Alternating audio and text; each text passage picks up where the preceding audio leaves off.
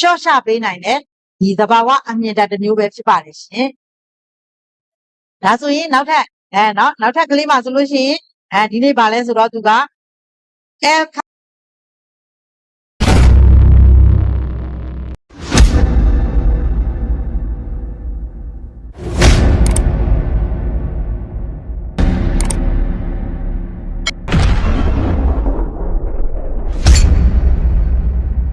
ထုတ်လုပ်ပေးထားပါတယ်နံပါတ်1ပြွာကဆိုလို့ရှိရင်တော့ပစ္စည်းမျိုးသားစုံလင်မှုရှိခြင်းပဲဖြစ်ပါတယ်ဒီနေ့ကုမ္ပဏီတစ်ခုမှာထုတ်ကုန်ပစ္စည်းတစ်မျိုးတည်းပဲရှိမယ်ဆိုရင်လူတိုင်းကစီးပွားရေးလုပ်ရတာအဆင်မပြေဘူးရှင်ဒါကြောင့်ကုမ္ပဏီကတကယ်တွေကသိတာဖြစ်တဲ့ထုတ်ကုန်ပစ္စည်းတွေကိုအမျိုးအစားအများကြီးထုတ်လုပ်ပေးထားတာဖြစ်လို့လူတိုင်းကမိုးလင်းမိုးချုပ်သုံးလို့ရတဲ့ပစ္စည်းတွေကိုထုတ်လုပ်ပေးထားတာဖြစ်တယ်ကုန်သွားပြီဆိုရင်လည်းပြန်ဝယ်သုံးလို့ရပါတယ်ရှင်ဒါကြောင့်ဒီစီးပွားရေးမှာလူတိုင်းလုပ်ရတဲ့အခါမှာအဆင်ပြေစေပါတယ်နံပါတ်2ဗျူဟာကဆိုရင်တော့ဒီပညာစမ်းသစ်တီထွင်မှုရှိခြင်းပဲဖြစ်ပါတယ်ရှင်ဒီနေ့ဥပမာဒီနေ့လောက်တူဆိုင်တစ်ခုမှာပေါ့ပစ္စည်းအမျိုးအစားစုံလင်မှုတော့ရှိတာမှန်တယ်ဒီနေ့ပစ္စည်းတွေမှာစမ်းသစ်တီထွင်မှုမရှိဘူးအဟောင်းတိုင်းပဲထုတ်လုပ်မယ်ဆိုရင်အဆင်ပြေနိုင်ပါအဆင်မပြေနိုင်ဘူးဒါဆိုရင်ဒီနေ့ဥပမာအရင်တုန်းကဖုန်းတွေနိုကီယာသုံးတယ်နိုကီယာရဲ့အရင်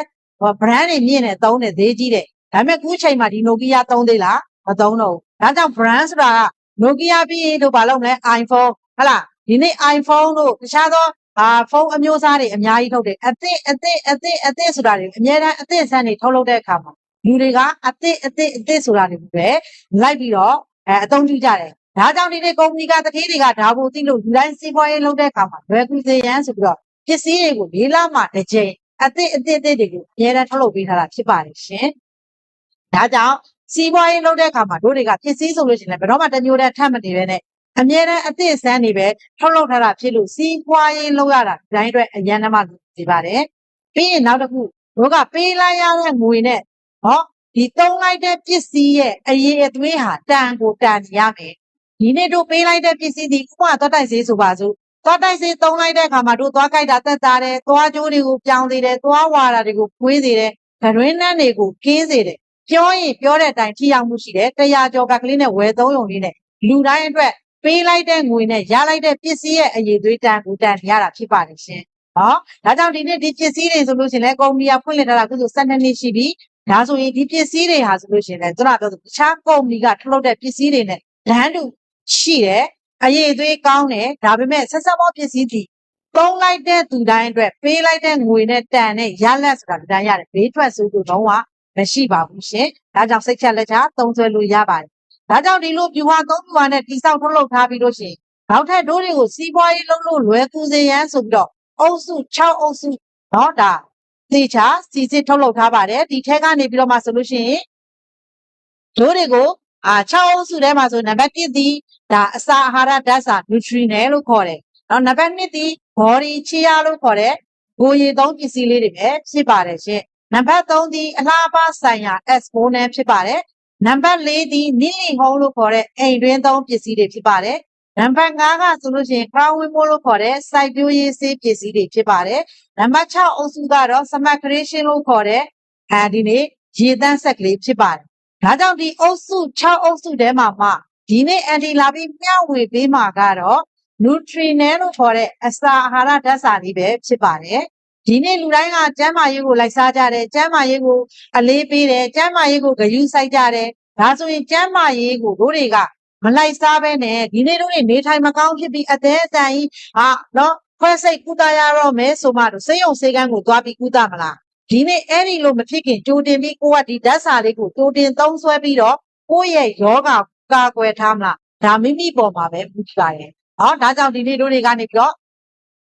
ဒီလိုမျိုးပစ္စည်းတွေကိုတို့သုံးစွဲတဲ့အခါမှာတို့အတွက်စိတ်ချလက်ချသုံးစွဲလို့ရတဲ့ပစ္စည်းတွေဖြစ်တဲ့အတွက်ဒီအစာအာဟာရဓာတ်စာလေးတွေကနေပြီးတော့မှဒီနေ့ဒါအန်တီကနေပြီးတော့coffee mix လေးနဲ့လာပြီးတော့မျှဝေပေးမှာဖြစ်ပါတယ်ရှင်ဒီ coffee လေးရဆိုလို့ရှိရင်ဒါ Brazilian Brazilianဘာလဲcoffee mix ပေါ့နော် Brazilian coffee mix ကလေးပါဆိုလို့ရှိရင်သူကအစိမ်းရောင်တုပ်ကလေးဒီထဲမှာဆိုတာဒီ coffee mix ကအရန်နှမကောင်းတယ်ဒီနေ့လူတိုင်းက coffee တွေတောက်ကြတယ်မလားမိုးလင်းလာပြီဆိုတော့မနေနိုင်ဘူးဘာမှမစားရသေးနေပါသေးစေမျက်နှာတစ်ပြီး ရေချိုးပြီးတာနဲ့တို့ဘာလို့လဲ coffee တန်းတောက်ကြတယ်ဒါ coffee ကြိုက်တဲ့သူတိုင်းအတွက်ပေါ့ဒီထက်မှဒါဆို coffee ကြိုက်တဲ့ထက်မှအန်တီလည်းအပါဝင်ဖြစ်ပါတယ်ဒီနေ့တစ်နေ့လုံးမှာ coffee မတောက်ရဘူးဆိုရင်လူဟာလေးလံထိုင်းမိုင်းပြီးတော့လူတိုင်းနဲ့စကားပြောတဲ့အခါမှာစိတ်ရှင်လန်းမှုမရှိဘူးပျော်ရွှင်မှုမရှိဘူးကိုယုံကြည်မှုမရှိဘူးဟိုလူမမာကြီးတယောက်လိုမျိုးဘိန်းစားတဲ့လူတွေလိုမျိုးပေါ့နော်ကိုကအိမ်မက်ထဲလမ်းလျှောက်နေရတယ်လို့ပဲတခုခုလိုအပ်နေအဲ့ဒီလိုထဲမှာအန်တီအပါဝင်မှာပဲဒီနေ့လိုက်စုံထဲမှာကြည့်ရှုနေကြတယ်သားတို့သမီးတို့ရော coffee ကြိုက်တဲ့သူတွေရှိလားဒီနေ့အန်တီပြောသလိုတစ်နေ့မှာ coffee မတောက်ရရင်မနေနိုင်တဲ့သူတွေရှိလားရေးလာပြီးရတယ်နော်အသေးလေးတွေပေးလာပြီးလို့လည်းရတယ်ဒါဆိုဒီနေ့အန်တီဒီနေ့မိုးလင်းတာနဲ့မိုးချုပ်မှာ coffee တစ်နေ့လုံးမှာတစ်ချိန်မှမတောက်လိုက်ရဘူးဆိုအန်တီကနေမကောင်းတဲ့လူတစ်ယောက်လိုဖြစ်နော်ဒါကြောင့်လှုပ်ရတာလည်းအဆင်မပြေဘူးဒါကြောင့်ဒီနေ့ဒီ coffee မြစ်ထဲမှာဆိုလို့ရှိရင်ဒါ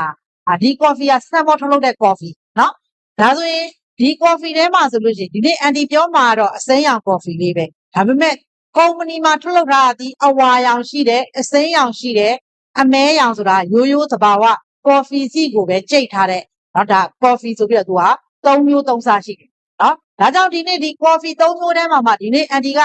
အရင်ဦးဆုံးသားတို့သမီးတို့ကို coffee အစိမ်းရောင်လေးနဲ့လာပြီးတော့စိမ်းရောင်ကြောင်းလေးကိုမျှဝေပေးမယ်ဒီ coffee အစိမ်းရောင်လေးထဲမှာဘာတွေပါဝင်တယ်လဲဆိုရင်နော်ဒါပင်လယ်ငါးမှရတဲ့ဒါ collagen နော်600 mg အရေပြားအတွက်သူက collagen နဲ့ဒါ elastin မှာထုတ်လုပ်ပြီးတော့တိုးမြင့်ပေးထားတာဖြစ်တယ်ပြီးလို့ရှိရင်အရေပြားကိုစုပ်ယူမှုကိုလည်းကူညီပေးတယ်အသားရည်ကိုအဆိုဓာတ်လည်းဖြည့်ဆည်းပေးထားတယ်ရှင်လူတယောက်မှာအရေးအကြောင်းဒီကဒါကြောင့်အသက်ကြီးလာပြီဆိုလဲမတိတာအောင်ဒီအရေးပြားအရေးအကြောင်းတွေကိုလည်းတင်းရင်းပြီးတော့စိုးပြေလှပပြီးတော့အဲ့ဒီအရေးအကြောင်းတွေကကြောင့်လူတယောက်ကအသက်အိုမင်းရော်ကိုခံစားရတဲ့အခါမှာဒီအရေးပြားအရေးအကြောင်းလေးတွေတင်းသွားပြီဆိုသူကအလုံးလုံးနေမှာဖြစ်လာတယ်ကိုကအရွယ်တင်နုပြိုလာအရေးပြားတွေကိုတင်းရင်းပြီးတဲ့ရော်တွဲမပေးသွားဘူးဒါကြောင့်ဒီနေ့လူတယောက်ကဒီနေ့တို့ဒီပင်လယ်ငါးကရတဲ့အရာနဲ့ထုတ်လုပ်ထားတာဖြစ်တဲ့အတွက်တို့တွေကအသားရည်လေးကတင်းရင်းပြီးတော့ collagen တက်လဲပါတာဖြစ်တဲ့အတွက်တို့ကအမြဲတမ်းကြည့်လိုက်ရင်အမြဲတမ်းတို့ကအရွယ်တင်နုပြိုနေတာဖြစ်ပါတယ်ဒါဒီထဲမှာတစ်ချက်ပါတာပေါ့နော်နောက်ထပ်တစ်ချက်ကကြတော့သူကဘာလဲဆိုတော့ကိုရီးယားနိုင်ငံကနေရရှိတဲ့နော်ကိုရီးယားနိုင်ငံကနေပြီးတော့ကိုရီးယားနိုင်ငံကနေရရှိလိုက်တဲ့ပစ္စည်းလေးတစ်မျိုးနော်ဒီနေ့ကိုရီးယားနိုင်ငံကရရှိတဲ့အထက်ထဲမှာဆိုလို့ရှိရင်ဒါဖန်ကလာသီးလိုမျိုးဟာမျိုးလေးအသီးလေးနော်ဂါစီနီယာနော်ဂါစီနီယာလို့ခေါ်တဲ့ဒီနေ့ဂန်ရီဂီယာအဲ့ဒီကလားလိမ်မော်သီးမျိုးနွယ်ပေါ့နော်ကလားလိမ်မော်သီးမျိုးနွယ်ကနေဇကြားကိုသူကအစီအဖြစ်ပြောင်းလဲပေးတာဇကြားကိုအစီအဖြစ်လဲပြောင်းလဲပေးတယ်အစီတွေကိုလဲစွမ်းအင်အဖြစ်ကိုသူကလင်းလင်းမြန်မြန်ပြောင်းလဲပေးစေနိုင်တယ်ပြီးရင်ဒီအစီစုပုံချင်းဆိုတာတွေသူကရှော့ချပေးတယ်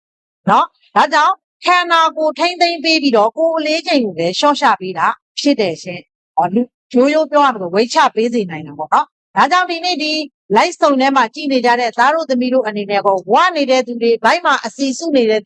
ပါလားရှင်ပါတယ်ဆိုရင်ပါတယ်လို့ရေးလာပြီးဒီနေ့အဲ့ဒီလိုလူမျိုးတွေတက်လည်းအရန်ကောင်းပါတယ်နော်လူတယောက်ကိုဒီနေ့အစီတွေကိုလည်းရှော့ချပေးစေနိုင်တဲ့အစွမ်းတတ္တိတွေရှိတယ်ဝိတ်ကြကျင်တဲ့သူတွေတဲ့ slim body လေးတွေဖြစ်ချင်တဲ့သူတွေဆိုရင်လည်းဒီနေ့ဒီ coffee အစိမ်းရောင်လေးကိုမနက်တစ်ထုပ်နေ့လယ်တစ်ထုပ်ညနေတစ်ထုပ်ညာတောက်သုံးလိုက်မယ်ဆိုရင်တစ်လအတွင်းမှာ okay မှာစုပ်ပြေပဲနော်လုံးဝဝိတ်ကြော့သွားစေရပါပဲဘာကြောင့်ဆိုသုံးကြည့်ပေါ့တစ်လအတွင်းမှာကိုဒီဥပမာအရန် coffee ကြိုက်တဲ့သူတွေဆိုတာအန်တီတို့အရင်တုန်းကဆိုလို့ရှိရင် coffee super coffee တို့ဒီရိုးရိုးတို့ coffee တွေတောက်တဲ့အချိန်မှာဒီနေ့ကို9ထုပ်လောက်တောက်တယ်တောက်ဘူးလားရှင်နော် coffee အရန်ကြိုက်တာအဲ့လောက်ကြီးကြိုက်တာဒါကြောင့်ဒီနေ့အဲ့ဒီ coffee တွေဆိုဒီနေ့9ထုပ်10ထုပ်လောက်တောက်တဲ့သူဒီနေ့ဆက်ဆက်မောစီးပွားရေးကထုတ်လုပ်လိုက်တဲ့ဒီနေ့ coffee အစိမ်းရောင်လေးကိုသားတို့သမီးတို့မတောက်ဘူးဆိုရင်တော့မနက်တစ်ထုပ်နေ့လည်းတစ်ထုပ်နှစ်ထုပ်ပဲတောက်ထမင်းမစားခင်ကြိုပြီးတောက်တော့ဒါဆိုဒီနေ့သားတို့သမီးတို့ဒီ weight အလိုလိုချပြီးသား slim body လေးဖြစ်လာတယ်နော်ဒါကတော့ပါဝင်တဲ့ပစ္စည်းအကြောင်းကိုပြောပြပေးတာပြီးရင်နောက်တစ်ခုအမြင်ဓာတ်နော်အမြင်ဓာတ်တွေပါဝင်တဲ့ဒီနေ့တို့တွေကအမြင်ဓာတ်ပါဝင်တဲ့ဒါ1000 mg 1000 mg ပါတဲ့အမြင်ဓာတ်ဟာဆိုလို့ရှိရင်သူကအစာစားခြင်းစိတ်သူကရှော့ပေးနော်အစာစားခြင်းစိတ်ကိုရှော့ပေးတယ်။ဦးလန်းချောင်းဆိုင်ရာအမြင်ဓာတ်တွေကိုသူကတိုးပွားပေး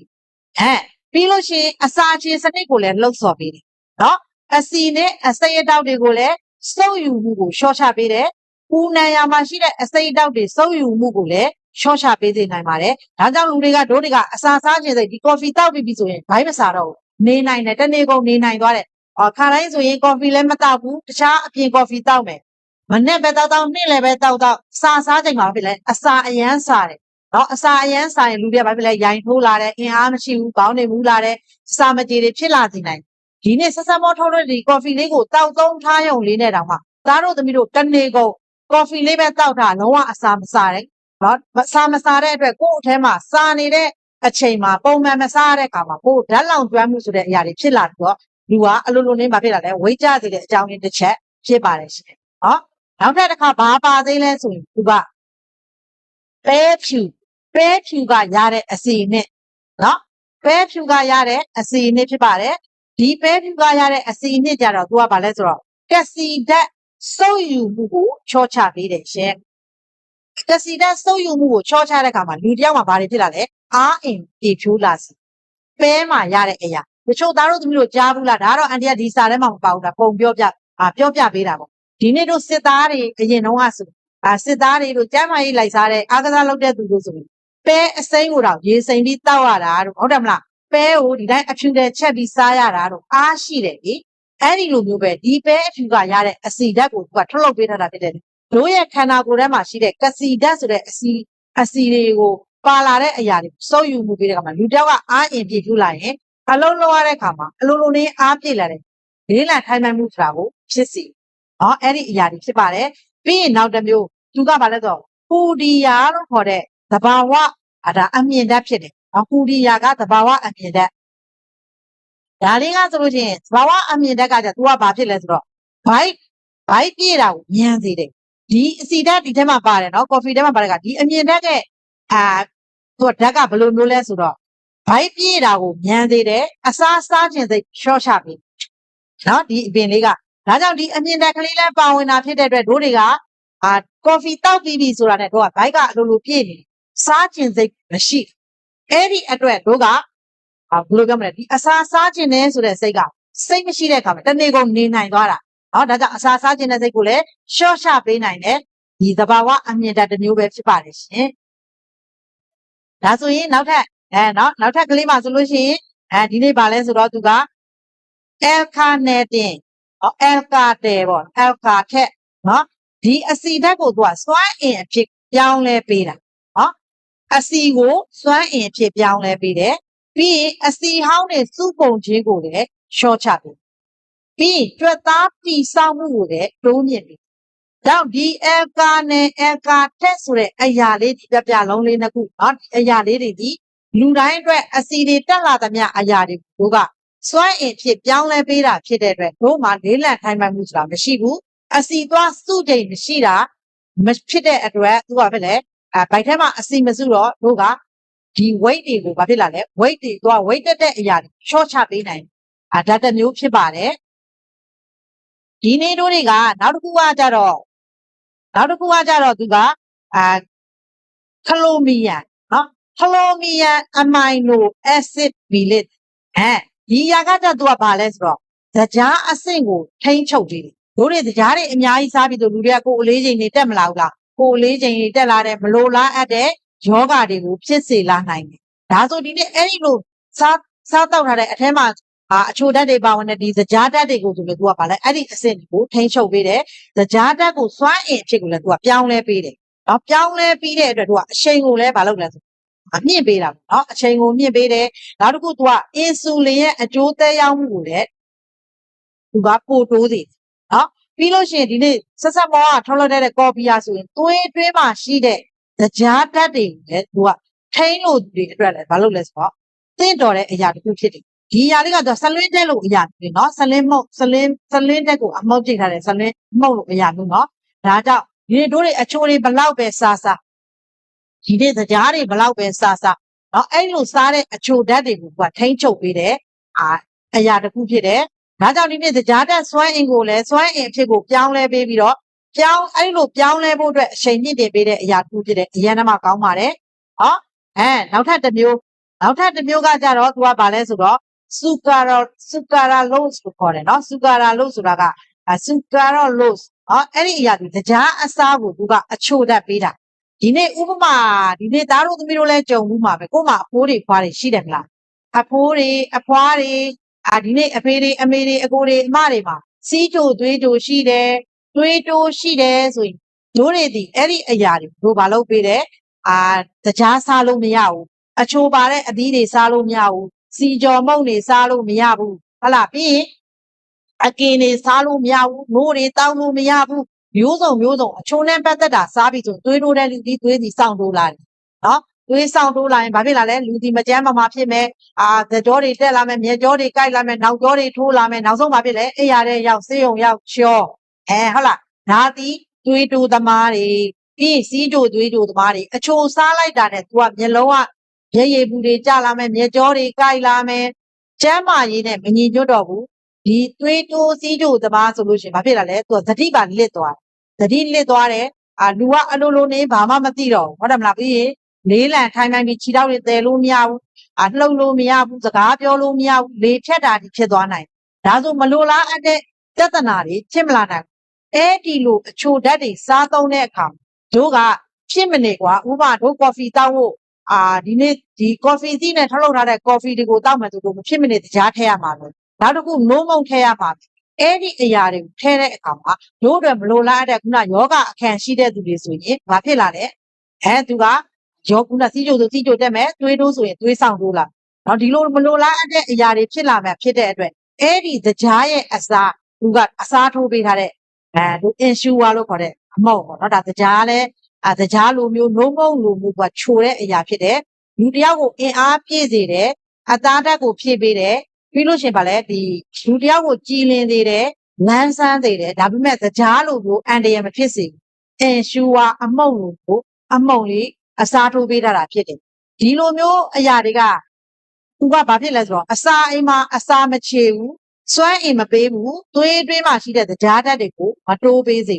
ဘူးတရားမပါဘဲနဲ့ချိုးမြိန်ပြီးတော့ရတာရှိတဲ့ ensure လို့အမုံလေးဖြစ်ပါတယ်ဒါဆိုရင်ဒီနေ့တို့တွေကအဲ့ဒီလိုအရာမျိုးတွေတောက်သုံးတဲ့အခါမှာဒီနေ့အန်တီမျှဝေပေးတဲ့အရာဒီဒီအစိမ်းရောင်နော်ဒါအစိမ်းရောင် coffee mix အထုပ်ဒီအစိမ်းရောင် coffee mix အထုပ်ကိုတောက်သုံးလိုက်ရုံလေးနဲ့တောင်မှဒီနေ့သားတို့သမီးတို့ဒီအစီကြခြင်းနဲ့ရှိတယ်မလားဝိတ်ကြခြင်းနဲ့ကိုတို့မမတို့ဝိတ်ကြခြင်းနဲ့တနေ့ကိုမနက်တစ်ထုပ်နေ့လည်းတစ်ထုပ်နှစ်ထုပ်ပဲတောက်နော်အစီတွေလိုကြလာမယ်ခန္ဓာကိုယ်လေးက slim body လေးလိုကိုလှလာမယ်အသားရည်လေးတွေကြည်လင်ဝင်းပတ်လာမယ်တော့ပြီးလို့ရှိရင်တို့တွေပရင်နေတွန့်လာတယ်မဖြစ်စေဘူးအသားရည်လေးကတင်းရင်းပြီးတော့အသားအရည်မှာဆိုလေရေဓာတ်ကိုထိမ့်သိမ့်ပေးထားတာဖြစ်တဲ့အတွက်အရွယ်တွေနုပြိုပြီးတော့မျက်နှာလေးမှာအများတန်းဂလိုးဒီမှာဖြစ်တယ်နော်ဒါဆိုဒီနေ့လှကျင်တဲ့သူတွေမပါဘူးလားအန်တီကပြောနေတာကလှကျင်တဲ့သူတွေတော့မိန်းကလေးတွေပဲလားလို့တွေးမှာပဲမိန်းကလေးတွေမဟုတ်ပါဘူးယောက်ျားလေးလည်းတောက်လို့ရတယ်မိန်းကလေးလည်းတောက်လို့ရတယ်အသက်ကြီးတဲ့အဖိုးဖွားဦးတော်ကိုမမလည်းတောက်လို့ရတယ်ဘောင်လေးညီမလေးတူလေးတူမလေးတွေလည်းတောက်လို့ရတယ်ဘေးထွက်စုပြီးလုံးဝမရှိသေးပါဘူးရှင်ဒါဆိုရင်ဒီကော်ဖီကိုတစ်နေ့ထုတ်ပုံမှန်တောက်ရုံနဲ့တို့တွေဒီအစီကြလူတယောက်ကဒီမိန်းကလေးတယောက်ပဲဖြစ်ဖြစ်ယောက်ျားလေးတယောက်ပဲဖြစ်ဖြစ်ဝါလာပြီဆိုဘယ်ကနေစပြီးဝါလာတယ်ဘိုက်ကနေစပြီးဝါလာဟုတ်လားဘိုက်ကနေဘိုက်ကလေးထွက်လာတယ်အဲ့ကနေပြီးတော့မှတို့ကထမင်းဆိုတာလေလူတယောက်အတွက်စိတ်ဘယ်လိုပြောမလဲစိတ်တက်စေတာပေါ့နော်စိတ်တက်စေတဲ့အခါမှာထမင်းများစားလေတို့တွေကအစီတွေသွားစုပြီးတော့ဘိုက်မှာသွားစုတဲ့အခါအစီတွေတို့ကတော့ပြောတဲ့အကြော်မုံနေအကြော်နဲ့လှုပ်ထားတဲ့အရာကကြက်ကြော်ဟုတ်လားဝက်ကြော်ဘဲကြော်ငှက်ကြော်ငါးကြော်အစုံရှိတယ်ပြီးရင်စီနဲ့လှုပ်ထားတဲ့မုံတွေစီနဲ့လှုပ်ထားတဲ့အကြော်တွေစီနဲ့လှုပ်ထားတဲ့ဟင်းဟိုမှာစီများလေးစားတတ်တဲ့ဆိုတဲ့မျိုးတွေအတွက်ဒီနေ့တို့တွေကစတက်ကြိုက်တဲ့သူအငန်ကြိုက်တဲ့သူအချိုကြိုက်တဲ့သူဒီနေ့အကင်တွေမှကြိုက်တဲ့သူဟုတ်တယ်မလားကိုရီးယားကင်တို့ဘာကင်တို့ညာကင်တို့ရှိတယ်လေပြီးလို့ရှိရင်မူကထတွေဟုတ်တယ်မလားအဲ့ဒီအရာတွေစားပြီးပြီဆိုရင်ကိုကဘာဖြစ်လာလဲဘိုက်ထဲမှာတင်းရင်းပြီးတော့အစီတွေသွားစုတယ်စုရင်းနဲ့စားရင်နဲ့ချို့တို့အချိုတွေ gas ပါတဲ့အချိုတွေမတောက်ဘူးလားဟုတ်လားအချိုတွေအများကြီးပါတဲ့အသီးတန်တွေစားတဲ့အခါမှာဘိုက်မှာစုဘိုက်ကြီးကဝါတယ်အဲ့ဘိုက်ကနေမှတစ်စင်လူကခန္ဓာကိုယ်ကဖြစ်လာတယ်အကုန်လုံးအသားတွေပြည့်လာပြီးတော့လူကစူပြိုးလေးနဲ့ဝါလာလိုက်အဲ့ဒီလိုဝါတဲ့အခါမှာငါဝါနေပြီငါအိတ်တာညားနေလို့ဝါတာလား စားတာများလို့ဝါတာလားကိုအချိုတွေစားလို့များတာလားဆိုတာမသိတော့လူတွေကဒီဝါစေတဲ့အကြောင်းရင်းကိုဒါတွေစားရင်ဝါစေနိုင်ပါတယ်ဒါတွေစားရင်အစီတွေကိုစုစေနိုင်ပါတယ်ဒါတွေစားရင်တို့အတွက်ဘေးတွေဆူတူဖြစ်စေနိုင်ပါတယ်ဆိုတဲ့အရာတွေကိုမှအရန်ကြိုက်ကြတယ်ရှင်ဟုတ်တယ်ပါပါလားအန်ဒီဆိုအရန်ကြိုက်တာအချိုအရန်စားကျင်တာမအိမ်မချင်းအိုက်ထိုင်နေပြီးအလုပ်ပဲလုပ်ဘာပဲလုပ်ဘေးမှာအစားဆဲဆက်တခုအမြဲတမ်းရှိနော်အစားစားရင်းနဲ့အလုပ်လုပ်ဒီနေ့အိတ်နေလဲအနားမှာအစားရှိအိတ်ရနိုးတာနဲ့အဲ့ဒီအစားကိုထစားအဲ့ဒီလိုမျိုးအချိုရည်ဆိုလဲဘေးမှာထားပြီးတော့တောက်ဒါကြောင့်ဒီနေ့ဘာဖြစ်လာလဲလူကမလိုလားအပ်တဲ့ຢာတွေဒီတလားမှာဝိတ်ချိန်ဒီခုန80နဲ့နော်80ရှိပြီဆိုပါစို့ဝိတ်ချိန်ဒီ80ဒါဒီအဲ့ဒီ80ကနေစားရင်စားနဲ့တလားပြေးလဲပြေးရော80ကနေဘာဖြစ်သွားလဲ90ကနေ100ဒီလိုမျိုးနဲ့လူတွေချို့လူတွေဝါတုတ်ကြီးတွေဖြစ်မနေလားအစာကိုသူကအစာခြေလဲတဲ့စနစ်ကိုမြန်သေးတဲ့အရာကိုမထိမ့်သိမ့်မနဲ့ကိုယ့်ရဲ့စိတ်ကအလိုကြဒီနေ့ဥပမာပြောချင်တာစီးကြိုသွေးကြိုရှိတဲ့လူတစ်ယောက်ဟာအချိုဓာတ်ကိုအရန်စားခြင်းသူ့ရဲ့စိတ်ကတောင်းတာဒီယောဂရဲ့ဇင်းမြစ်ဒီအချိုအရန်ကြိုက်တာဖြစ်တဲ့အတွက်သူဒီအဲ့ဒီအချိုကိုပဲအရန်စားခြင်းနဲ့စိတ်ဆန္ဒလူတစ်ယောက်ဖြစ်လာပြီဆိုအဲ့ဒီဟာကိုပဲစားခြင်းနေတော့တာဖြစ်လို့သူကအဲ့ဒီအစာကိုစားလိုက်တာနဲ့သူကဒီအထက်ကအကောင်တွေပေါ့အဲ့ဒီအချိုကြိုက်တဲ့အကောင်ကစုပ်ယူပြီးတော့သူ့ရဲ့ယောဂပိုးကိုပွားလာဆိုတော့မလိုလားတဲ့ယောဂဆိုတာကိုလည်းဖြစ်လာဒါကြောင့်ဒီနေ့အချိုစားခြင်းနဲ့စိတ်ကတောင်းတတယ်အဲ့ဒီယောဂပိုးကတောင်းတလိုက်တဲ့အခါမှာကိုယ့်ရဲ့စိတ်ကစားခြင်းစိတ်ဖြစ်ပြီးတော့အဲ့ဒီအရာကိုမစားရမနေနိုင်စားတယ်ဒါဆိုဒီနေ့တို့ကဒီကော်ဖီလေးကိုတောက်လိုက်ရုံလေးနဲ့အဲ့ဒီစားခြင်းတဲ့အရာကိုဟန်တားပေးတယ်စားခြင်းတဲ့စိတ်တွေရှော့ချပေးတယ်ဘလောက်ပဲအစီဓာတ်တွေပဲစားဘလောက်ပဲအချိုဓာတ်တွေကိုစားတို့ကိုထိမ့်ပြီးတော့ပေးသွားတာဖြစ်တယ်တို့ရဲ့ခန္ဓာကိုယ်ထဲမှာရှိတဲ့စိတ်တောက်တွေတဖြည်းဖြည်းနဲ့ရှော့ကျသွားတဲ့အခါမှာသူကဝါလာတယ်ဆိုတာဖြစ်တော့ခန္ဓာကိုယ်ထိမ့်ပေးတဲ့အခါမှာအခုလိုလှပနေတဲ့ model တွေမင်းသမီးတွေခန္ဓာကိုယ်လေးကဘာဖြစ်တယ်စလင်း body လေးဖြစ်လာဒါဆိုဒီထိ live စုံထဲမှာကြည့်နေတဲ့သားတို့သူတို့စလင်း body လေးတွေဖြစ်ချင်ဒီနေ့ယောက်ျားလေးမိန်းကလေးတွေကလှချင်တဲ့သူမပါဘူးလားအစီတွေစုပြီးတော့ဝါချင်တဲ့သူမရှိဘူးလှချင်တဲ့သူပဲရှိမှာပဲဒါဆိုလှချင်တဲ့သူတွေရှိတယ်ဆိုရင် coffee ကိုတစ်နေ့တစ်ထုပ်ပုံမှန်သောဒါဆိုအစီတွေကြမယ်စိတ်တွေကိုဖယ်သွားမယ်အပူတွေအပုတ်တွေကိုလည်းသူကစီးဖြစ်ဆုံးထုတ်ပေးမယ်ဒီ coffee ထဲမှာလျှို့ဝှက်ချက်တစ်ခုဒီ collagen ဓာတ်ပါတာဖြစ်တဲ့အတွက်ဒီမော collagen ဓာတ်ပါတာဖြစ်တဲ့အတွက်အဲ့ဒီ collagen ဒီလူတစ်ယောက်ကိုအိုမင်းရင်းရောကိုကာကွယ်ပေးတယ်အသားရည်ကိုစိုးပြေလှပစေပြီးတော့အရွယ်တွေနုပြိုစေမှာဖြစ်ပါတယ်ရှင်တချို့ဒီ coffee ကိုတောက်ရင်းနဲ့နော်အသားရည်တွေကစိုးပြေလာမယ်နော်ဒီနေ့တို့ဝက်ချန့်တင်းတိတ်တွေပေါက်လို့စိတ်ညစ်မနေနဲ့အသားချောက်နေလို့စိတ်မညစ်နဲ့ coffee လေးတစ်နေ့တစ်ထုပ်ပုံမှန်တောက်ရုံလေးနဲ့တောင်မှဒီအသားရည်မှာရှိနေတဲ့တင်းတိတ်တွေဝက်ချန့်တွေကိုလည်းကာကွယ်ပေးတယ်ဆိုရင်ကောင်းလားအရန်တမကောင်းတယ်ဒီနေ့တို့ကဒီအရာတွေဒီအစီအုံတွေကြားတဲ့ုံတွေမကဘူးနော်ကျိုးဆိုရင်ဒါပြောကြတယ်အားကစားလုပ်တဲ့ကျမ်းမာရေးလိုက်သားတဲ့ဒီစစ်ဖက်ခန္ဓာကိုဟုတ်လားစစ်ဖက်ခန္ဓာကိုပြောတဲ့ဒါအန်ဒီသိဘူးပြောပြမယ်စစ်ဖက်ခန္ဓာကိုဆိုတာဘာလဲအန်ဒီမသိဘူးနော်မေးတယ်ဘိုက်မှာအမြောင်လေးတွေအကုန်လုံးပေါ်လာအောင်ဒီကိုယ့်ရဲ့အစီလေးကျပြီးတော့ခန္ဓာကိုယ်ဒီဘာဖြစ်လဲမော်ဒယ်မင်းသမီးတွေလိုမျိုးဒီနေ့ဘာလဲ Miss Brand လိုမျိုးအဲ့လိုအသားခန္ဓာကိုယ်လေးကကြည့်လိုက်ရင် तू ကစစ်ဖက်နော်ညီမျှတဲ့ခန္ဓာကိုယ်လေးဖြစ်တယ်အသားရည်လေးကလည်းကြည့်လိုက်ရင်အဝေးကကြည့်လိုက်တာနဲ့စိုးပြေးနေတာဒါကြောင့်ဒီနေ့အဲ့ဒီလိုခန္ဓာကိုယ်လေးဖြစ်လာစေနိုင်တဲ့ကော်ဖီတောက်ရုံလေးနဲ့တောင်မှတို့ကကြမ်းလဲကြမ်းပါမယ်ကဲလှလဲလှမယ်အရွယ်လဲတင်မယ်ခန္ဓာကိုယ်လေးလဲစလင်းဘော်ဒီဖြစ်မယ်ကောင်းလားဒါကြောင့်ဒီနေ့ကိုမမဦးတော်တွေလူတိုင်းတောက်လို့ရပါတယ်ရှင်ဒီနေ့စီးကြိုသွေးကြိုဖြစ်လို့အချိုချောင်းနေတဲ့သူတွေလည်းဆရာမလို့ဘူးနော်ဒီကော်ဖီလေးကိုတစ်နေ့တစ်ထုပ်ပုံမှန်တောက်ဟိုအရန်ကောင်းမှကောင်းတော့နော်ဒါဆိုရင်ဒီနေ့တို့တွေကစလင်းဘော်ဒီလေးဖြစ်ချင်တယ်ဆိုရင်စိမ်းရောင်ဘူးလေးမှာ10ဒုတ်ပါဝင်တဲ့စိမ်းရောင်ဘူးလေးရှိတယ်နော်စိမ်းရောင်ဘူးလေးရှိတယ်နောက်တစ်ခုကကြတော့အဝါရောင်ဘူးလေးဟုတ်လားအဝါရောင်ဘူးလေးလည်းရှိတော့10ဒုတ်ပါဝင်ဒီအဝါရောင်ကြတော့ तू ကဘာပါဝင်လဲဆိုတော့အဓိကအရာဒီကော်ဖီစစ်ကိုအမှုန့်ကျိတ်ပြီးထည့်ထားတာလည်းပါတယ်ခုနကတော့ပဲတွေခုနကတော့ဒီအစိမ်းတုံးမှာပါတဲ့အရာတွေလည်းပါဝင်ဆို तू ကနောက်တစ်မျိုးတိုးပြီးတော့ဘာပါလဲဆိုဂျင်းစင်းမြစ်ပါဝင်တာဖြစ်တဲ့အတွက်ဒီနေ့ဒီအဝါရောင်ရဲ့အနက်အရသာဒီဂျင်းစင်းနဲ့ရဲ့အရသာစောနာတော့ကအစိမ်းရောင်ကြတော့ तू ကဘာလဲဆိုတော့လက်ဖက်စိမ်းလို့အရာလေးလည်းပါတယ်နော်ဒါကြောင့်အဲ့ဒီအရာဒီ तू ကခါသက်ကလေးနဲ့ကိုပါခါသက်ကလေးအရသာလေးနဲ့ကိုချိုးမြိန်တယ် ပေါ်ပါတယ်အနက်အရသာအရန်ပြည့်စုံတဲ့အရာဖြစ်တယ်ပြီးရင်ဒီနေ့အစိမ်းရောင်မှာအထုပ်ကြီးတစ်ထုပ်ရှိသေးတယ်သူကအထုပ်30ပေါင်ဒီအထုပ်30ကြတော့သူကဘာလဲဆိုတော့နော်ဒီ Brazilian အကဲဘာလဲ Brazilian ဒီ coffee မှာဆိုလို့ရှိရင်သူက Nutrient coffee เนาะဒါ Brazil coffee อ่ะဆိုလို့ရှိရင်သူကဘာအတွက်ဆောင်းလဲ collagen အမြင်ဓာတ်တွေကိုပါဝင်ပြီးတော့သူကအာရေဗီယာဗာလဲအာရေဗီကအရသာရှိတဲ့ဘရေဇီယန်ဒီနေ့အာရေဗီကကျမ်းမာရေးကော်ဖီဖြစ်ပါတယ်ရှင်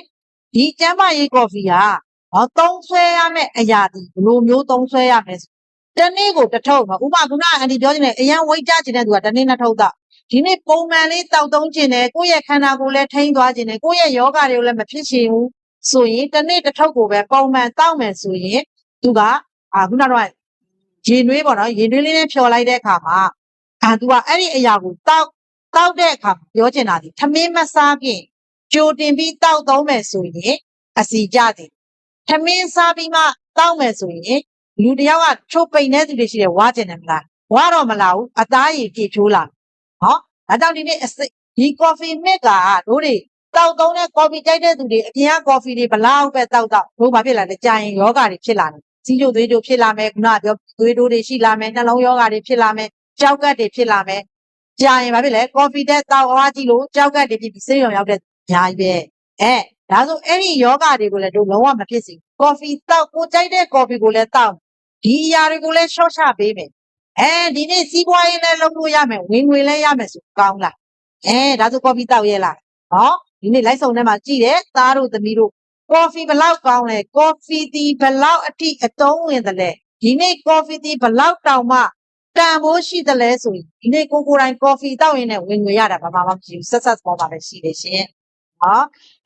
ဒါဆိုရင်ဒီနေ့နောက်ထပ် coffee တစ်မျိုးရှိသေးတယ်အဲ့ဒါလေးကအမဲရောင်ထုတ်ပြီနော်အမဲရောင်ထုတ်ကကြတော့သူက nutrient coffee ပဲနော်သူကကြတော့ American no coffee နော်သူက coffee စစ်နဲ့သူကချိန်ပြီးတော့ဒီ coffee စစ်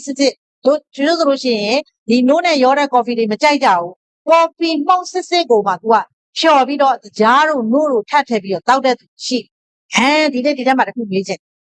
စီးကြိုသွေးကြိုရှိတဲ့သူသွေးတိုးရှိတဲ့သူပါလားရှင့်ကိုယ်မှမရှိတော့မှကိုယ့်ရဲ့ညီကိုမောင်နှမကိုယ့်ရဲ့ဒီအဖေအမေကိုယ့်ရဲ့ဖိုးဖွားဦးတော်လူတိုင်းမှာစီးကြိုသွေးကြိုဒီနေ့နှလုံးယောဂနောက်သနာတော့ကပြောဆိုသွေးတိုးယောဂကြောက်ကယောဂလူတိုင်းမှာရှိဒါဆိုအဲ့ဒီအရာရှိနေတဲ့သူတွေကအချို့လုံးဝမတည့်တာဖြစ်တဲ့အတွက်ဒီနေ့ဒီ coffee စစ်နဲ့ထုတ်လုပ်ထားတဲ့အမဲရောင်ထုတ်ကလေးကိုတောင်းနော်တနေ့တစ်ထုပ်ပဲပုံမှန်တောက်မနဲ့အိယာထားတာနဲ့ဘာမှမစားခင်တောက်လိုက်ဒီတိုင်းလေးပဲဘာမှကြားမထဲနဲ့အန်တီပြောပြပေးမယ်အခါကြိုက်တဲ့သူတွေချို့ရွာဘက်မှာရှိတဲ့တောဘက်မှာရှိတဲ့သူတွေဆိုရင်တို့ကအခါကြိုက်တယ်လက်ဖက်6တောင်မှခါမှစိန်ပြီးတောက်တဲ့သူတွေရှိတယ်မလားမိုးလင်းရင်အဲ့ဒီ coffee ကိုတစ်နေ့တစ်ထုပ်ပုံမှန်တောက်ရုံလေးနဲ့အနက်ရသည်ကပွေးပြီးတော့လေတင်းပြန့်ပြီးတော့ကိုယ့်ရဲ့တအိမ်လုံးတောင်မှ coffee နဲ့လေးကိုတော့ရပြီဘာဖြစ်လာလဲတအိမ်လုံးလန်းဆန်းစီလမ်းကဖြတ်သွားတဲ့လူကလည်း coffee နဲ့လေးကိုရပြီးတော့လန်းဆန်းစီဒီ coffee လေးကပွေးလိုက်တာဆိုတာဖြစ်သွားတယ်ဒါကြောင့်ဒီ coffee ကိုတောက်တဲ့သူဒီစီးကြိုသွေးကြိုလုံးဝထိန်းသွားတယ်လုံးဝတခြားအစားတွေလည်းရှောင်ကြမလို့နော်ဒီနေ့ဒီ coffee လေးကိုပုံမှန်တောက်ရုံလေးနဲ့တောင်မှစီးကြိုသွေးကြိုကိုလုံးဝကြတယ်ဒက်ရှူဝါအာမခံရတဲ့ရှင်နော်ဒါကြောင့်ဒီနေ့ coffee အမဲတီအရန်မှကောင်းတယ်နော်အခါကြိုက်သူများအတွက်ဒါကြောင့်ဒီနေ့တို့ကဒီ coffee ထဲမှာဆိုလို့ရှိရင်ဒီနေ့အန်တီလာပြီးမျှဝေပေးတာကစောနကပြောတဲ့ coffee တီအစိမ်းရောင်ရဲ့အဝါရောင်ရဲ့ဒီနေ့အမဲရောင်ရဲ့ဆိုတဲ့ coffee 3မျိုးနော် coffee 3မျိုးကိုပြောပေးသွားတယ်ဒါဆိုဒီနေ့နောက်ထပ်အသစ်ထုတ်တဲ့ coffee လေးလည်းရှိတယ်ရှင်အဲ့ဒီအသစ်ထုတ်တဲ့ coffee ကကြတော့ဒီကဒီနေ့အသစ် Inno coffee နော် Inno coffee ဆိုတဲ့အသစ်ကလေးဒီအသစ် coffee ကကြသူကဘာအတွက်တွေကောင်းလဲဆိုလို့ရှိရင်ဒီနေ့ပြောပြပေးအဲ့ဒီအသစ် coffee ကဘာနဲ့ထုတ်လုပ်ထားတယ်ဘယ်လိုမျိုးအရာတွေပါဝင်တယ်လဲဆိုတာအရင်ဦးဆုံးပြောပြပေးခြင်းနဲ့ဒီ coffee ကစောနာတော့ကပြောတယ်ဒီမှာအစိမ်းရောင် coffee ရဲ့အမဲရောင် coffee စစ်ရဲ့ဒီနေ့ထုတ်လုပ်ထားတဲ့ Inno coffee ဆိုတာဒီအစိမ်းနဲ့အမဲနဲ့ကို mix ရောထားတာအဲ့ဒီရောထားတဲ့အထဲမှာမှသူကဒီလူတယောက်ကိုဝါတဲ့အရာတွေကိုပြန်ကျသေးတဲ့အရာတွေweight ကိုမြန်မြန်ကျလွယ်တဲ့အရာတွေ ပြီးလို့ရှိရင်ဒီနေ့တို့တွေကအစာခြေလွယ်တဲ့စနစ်တွေလည်းအကုန်ပါဝင်တယ်လူတယောက်ကိုအရွယ်တင်နူးပြိုစေတဲ့အရာတွေလည်းပါဝင်တယ်ပြီးရင်သူကဒီဆေးတစ်မျိုးထပ်ပြီးတော့ထည့်ထားတာဖြစ်တဲ့အတွက်တို့ကအဲ့ဒီ coffee ကကြတောက်တဲ့အခါမှာလူတိုင်းခါအရန်မကြိုက်တဲ့သူအရန်အချိုကြီးမကြိုက်တဲ့သူတဲ့ဆိုဒီ coffee ကို share ပဲအရန်ကောင်းနော်ဒီ coffee ကိုမနေ့တစ်ထုပ်နေ့လည်းတစ်ထုပ်တောက်တဲ့အခါဘလို့ကောင်းမှန်းကိုမသိတာဒီအနံ့ကိုရတာနဲ့တော့မိန်မောပြီးသွားစေရဒီ coffee လေးတောက်ပြီးရင်လေဘယ် coffee မှတောက်ချင်စိတ်မရှိတော့ဘူးတကယ်ပြောတာဒါကြောင့်ဒီ coffee ကဘာကောင်းလဲနော်ဒီ coffee ဘာကောင်းလဲသူကကျန်းမာရေးကိုအမှန်တကယ်ရှင်းညံ့နိုးတဲ့သူတွေအတွက်ဒီ Inno coffee ဟာအကောင်းဆုံးပါပဲလို့ဒါအန်တီကအကြံပြုချင်ရှင်နော်ပြီးရင်နောက်တစ်ခုဒီနေ့ဒီ coffee ထဲမှာဆိုလို့ရှိရင် Inno coffee ဟာဆိုလို့ရှိရင်တို့ကလူတယောက်ကိုကို confident ဖြစ်စေတယ်ကိုယုံကြည်မှုပြည့်ရှိတယ်ဒီနေ့လူတိုင်းကိုလည်းကိုတောက်သုံးထားရင်ဘယ်လိုမျိုးကောင်းပါတယ်ဆိုတာကိုလည်းshare နော်ကိုကယုံကြည်မှုအပြည့်နဲ့ပြောနိုင်ဒီနေ့ကိုပြောလိုက်တဲ့စကားကိုလည်းအဲ့ဒီလူကြီးယုံကြည်မှုကိုရှိသွားတယ်ဘာလို့လဲကိုတောက်ထားပြီးတော့တကယ်ဖြစ်ပေါ်လာတဲ့အရာဒီငါဒါတောက်ထားရင်ဒီလိုဖြစ်တယ်ဆိုတာကိုဒီအင်အားရှိနဲ့ကိုယ့်ရဲ့ယုံကြည်မှုအပြည့်နဲ့ပြောလိုက်တဲ့အခါမှာဘေးကနားထောင်တဲ့ကော်ဖီတောက်ကျင်တဲ့သူတောင်မှငါဒီကော်ဖီတောက်မှဖြစ်မယ်ဒီကော်ဖီတောက်မှဖြစ်မယ်ဆိုတဲ့ယုံကြည်မှုကိုဖြစ်ပေါ်သွားစေနိုင်ပါတယ်ရှင်ဒီနေ့ကော်ဖီမကြိုက်တဲ့သူတွေတောင်မှဒီကော်ဖီနံလေးကိုရလိုက်တာနဲ့တောင်မှကော်ဖီလေးနည်းနည်းပေးတိုက်ပါလားဆိုတဲ့အသည့်တောင်ရောက်ရှိသွားစေရတကယ်ပြောတာနော်ဒါကြောင့်ဒီကော်ဖီဟာဆိုလို့ရှိရင်လူတိုင်းအတွက်လန်းဆန်းမှုကိုရသေးတယ်ပင်ပန်းမှုတွေနွမ်းနယ်မှုတွေအဲ့ဒီအရာတွေကိုလုံးဝသက်သာသွားစေမှာဖြစ်ပါတယ်တကယ်တရားရာခိုင်နှုန်းအာမခံပါတယ်ရှင်ဒါဆိုဒီနေ့တောက်ဖူးတဲ့သူတွေပါကြလားနော်ဒီနေ့ဒီလိုက်စုံထဲမှာကြည်နေကြတယ်သားတို့သမီးတို့ဒီကော်ဖီကိုမတောက်ဖူးသေးဘူးဆိုရင်အခုပဲချက်ချင်းပါလိုက်နော်ဈေးနှုန်းလည်းသက်သာတယ်နော်ကို့အတွက်ဒီနေ့ဒီစီးပွားရေးမှာပဲလှုပ်တီဖြစ်စေမလှုပ်တီဖြစ်စေတို့တွေကကော်ဖီတောက်ပြီးရင်ကော်ဖီကိုရောင်းချင်သလားကိုယ်တိုင်တောက်ပြီးတော့ကြော်ညာပေးချင်သလားကိုယ့်ရဲ့မိသားစုကိုဝယ်ပေးချင်သလားဒီနေ့ကိုဒီဒီကော်ဖီလေးတောက်ပြီးရင်ကိုယ့်အတွက်ဘယ်လိုမျိုးအကျိုးအရလဒ်တွေရတယ်ဆိုတာကိုဒီတကယ်ကိုယုံကြည်မှုရှိရှိပြောနိုင်တယ်ပြီးရင်ကိုယ်တိုင်လည်းကြမ်းပါတယ်ဘာကြောင့်လဲကိုကတောက်သုံးထားတဲ့အခါမှာဒီနေ့ပြောလိုက်တဲ့ effect တွေဒီနေ့ပြောလိုက်တဲ့အကျိုးအာနိသင်ကိုယ်မှာအားလုံးပြည့်စုံနေတာဖြစ်တဲ့အတွက်ကိုဒီကော်ဖီတောက်ပြီးကိုဒီအမြဲတမ်းလန်းဆန်းနေတာအမြဲတမ်းတက်ကြွနေကိုယ့်ရဲ့အသားရည်ကလည်းအမြဲတမ်းတင်းရင်လှပအရွယ်တင်လူကိုဖြစ်တဲ့အတွက်ကိုကပြောလိုက်ယုံလေးနဲ့တောင်မှဒီနေ့တောက်တဲ့သူလူအရာတွေဖြစ်ပါတယ်ဆိုတာကိုဒီယုံကြည်မှုရှိရှိချပြနိုင်ဒါကြောင့်ဒီနေ့ဒီကော်ဖီဒီကျန်းမာရေးနဲ့ညီညွတ်တဲ့ Inno Coffee ဖြစ်ပါတယ်ရှင်ဒါကြောင့် Nutri နဲ့ Inno Coffee ရာဆိုရင်ဒီနေ့မတောက်သုံးဘူးတဲ့သူလေးတွေဆိုရင်လည်းမှာယူတောက်သုံးပါဒီနေ့အန်တီမျှဝေပေးနေတဲ့အရာတွေထဲမှာမှဒီကော်ဖီဒီအရန်ကောင်းတယ်ဆိုတာကိုတကယ်အာမခံပြီးလာပြီးမျှဝေပေးခြင်းဖြစ်ပါတယ်ဒီကော်ဖီမှာဒါအန်တီတို့ဒီကော်ဖီကအန်တီတို့ရဲ့ဒါတထေးCEO ကိုတိုင်တေးချာ brand ထုတ်လုပ်ထားတဲ့ဒါကော်ဖီဖြစ်တဲ့အာမခံအမှတ်တစိတ်တွေရှိတယ်လူတိုင်းအတွက်တကယ်ကျန်းမာရေးနဲ့ညီညွတ်ပြီးတော့weight ကိုလည်းထိန်းစေတယ်ကျန်းမာရေးညွတ်တဲ့ကော်ဖီတစ်ခုဖြစ်တယ်ဒါဆိုဒီကော်ဖီမှာဒီနေ့စက်ရုံတွေလည်းတည်ထောင်ထားသလိုဒီနေ့ဆရာဝန်တွေကိုယ်တိုင်သေချာကိုဒီပစ္စည်းတွေမှာထုတ်လုပ်တဲ့သူတွေကျန်းမာရေးနဲ့ကျွမ်းကျင်တဲ့သူတွေတကယ်သိတဲ့သူတွေကိုယ်တိုင်ကဒီကောင်မှသေချာစီစစ်ထုတ်လုပ်ပေးထားတာဖြစ်လို့ဘေးထွက်ဆိုးကျိုးလုံးဝမရှိသေးပါဘူးရှင်လူတိုင်းဆက်ချက်လက်ချက်သုံးဆွဲလို့ရပါတယ်ပြီးလို့ရှိရင်ဒီနေ့တို့ကအဲ့လိုကျမ်းမာရေးနဲ့ညီညွတ်တဲ့ဒီနေ့ကျမ်းမာရေးအကြောင်းသိတဲ့သူတွေဒီနေ့ဆရာဝန်တွေကိုယ်တိုင်ကနေမှသေချာစီစစ်ထုတ်လုပ်ပြီးတော့ဘေးထွက်ဆိုးကျိုးမရှိတဲ့ပစ္စည်းတွေထုတ်လုပ်ထားတာဖြစ်တယ်ပြီးရင်ဒီပစ္စည်းတွေလာပြီဒီနေ့ဒီပစ္စည်းမတောက်သုံးဘူးသေးတဲ့သူတွေဒီနေ့ပဲ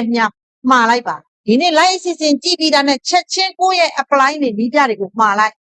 ဒီနေ့ဒီ comment လေးမှာပဲဝင်ပြီးမှားလို့ရတယ်ရှင်တထုပ်ချင်းဝယ်မလားဒီနေ့6လပိုင်း2ရက်နေ့ကစပြီးလာကုန်တဲ့အထိကိုဒီနေ့ promotion တွေပေးထားတယ်ရှင်8ထုပ်ဝယ်မယ်ဆိုရင်သူက1960ဘတ်တစ်ထုပ် free လက်ဆောင်ပေးပါသေးတယ်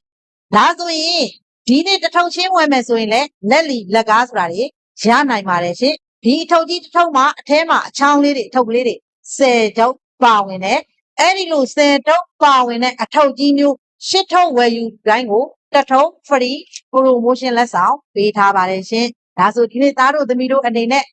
ခုချက်ချင်းပဲပြေးဝယ်လိုက်ပါဈေးရောင်းတတ်တဲ့ကိုမမတွေဆိုတဲ့ကို share ပဲအမျက်လဲရမယ်အမှတ်လဲရ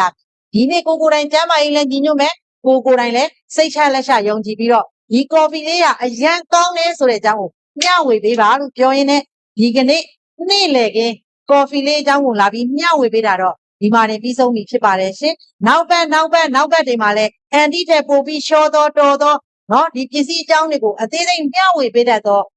မမချောချောညီမလေးချောချောတူလေးတူမလေးချောချောလေးတွေကလာပြီးတစ်လှည့်စီမျှဝေပြီးမှဖြစ်တယ်ဒါကြောင့်ဒီနေ့အန်တီမျှဝေပေးတဲ့ coffee အကြောင်းကတော့ဒီမှာနေပြီးဆုံးပြီဖြစ်ပါတယ်အားလုံးပဲမင်္ဂလာနေ့လည်ခင်းလေးပါရှင်